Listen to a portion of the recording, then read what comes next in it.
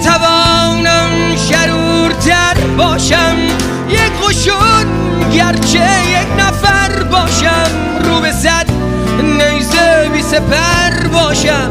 تو اگر کوه پشت سر باشی که مهم نیست لشکر آوردن.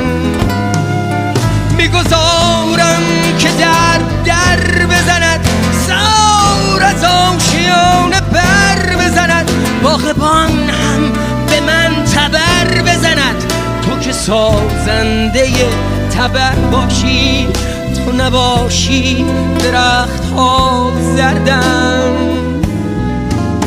مثل خورشید سر برآوردی، میروی تا دوباره برگردی، از پس شب طلوع